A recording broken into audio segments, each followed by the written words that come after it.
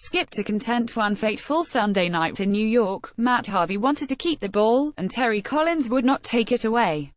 He walked up to me in the dugout and said, "This is my game, I want to go back out there," Collins remembered as he left the field before the Yard Goats' 9-7 victory over Binghamton at Dunkin' Donuts Park on Tuesday night.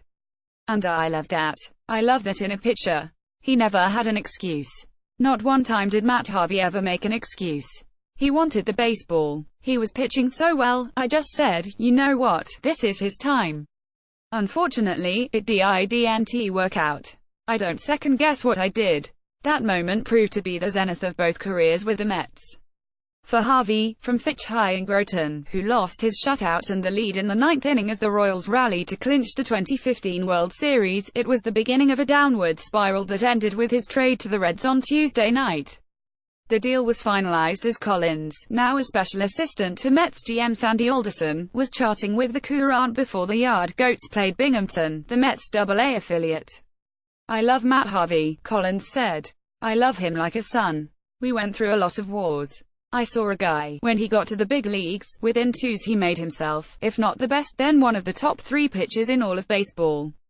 So what happened the last few years, injury-wise and how it affected him, was really tough to see and go through for him." Harvey's career in New York was derailed by injuries and numerous controversies.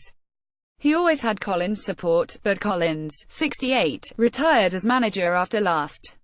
The new staff, led by manager Mickey Callaway, demoted Harvey, 0-2 with a 7.00 ERA, to the bullpen and then asked him to go to the minor leagues to work things out.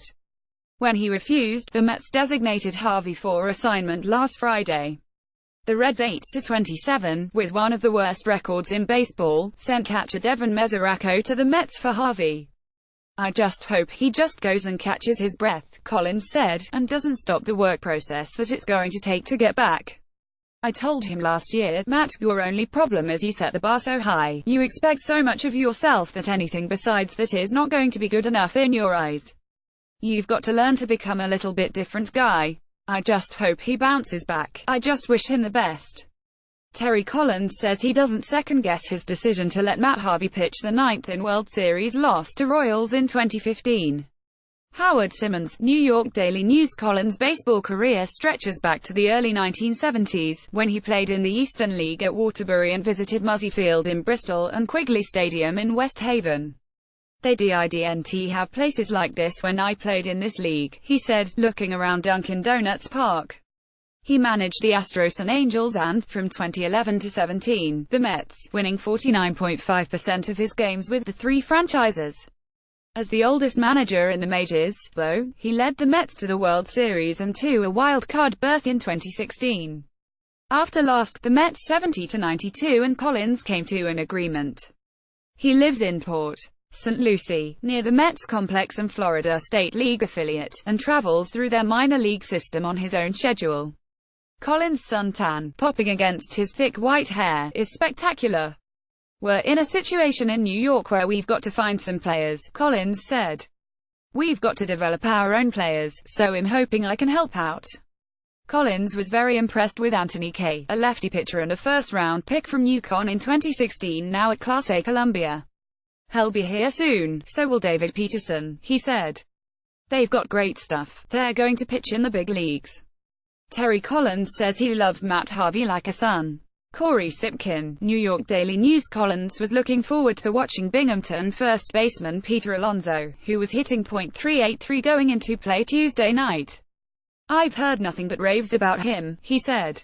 And then there is Tim Tebow, the Heisman Trophy winner trying to make it in baseball at age 30. Tebow greeted Collins warmly at the batting cage, then launched a slough of balls out of the park. Tebow was hitting .244. "Hey, I played in this league and I didn't hit .240, and I was a baseball player," said Collins, who hit .218 in the L. He's gotten himself better. "When I saw him this spring, I said, wow, his swing has changed, his body has changed, he's buying into it. He's trimmed down, loosened himself up, he's become more flexible, he's a tremendous leader for these guys to watch his work ethic. When Sandy told me he was going to sign the guy, I said I can't come up with a better name of a guy who knows how to win." The Yard Goats rallied to win before 6,654 as MYLZ Jones had 2 singles and 4 RBI, including a 2-run single in the 5th, to put Hartford 18-13 ahead for good. Garrett Hampson hit a 2-run homer for the Yard Goats, and Matt Pierpont got the last 4 outs for his 9th save. Tebow went 1 for 3 before coming out in a double switch in the 5th inning.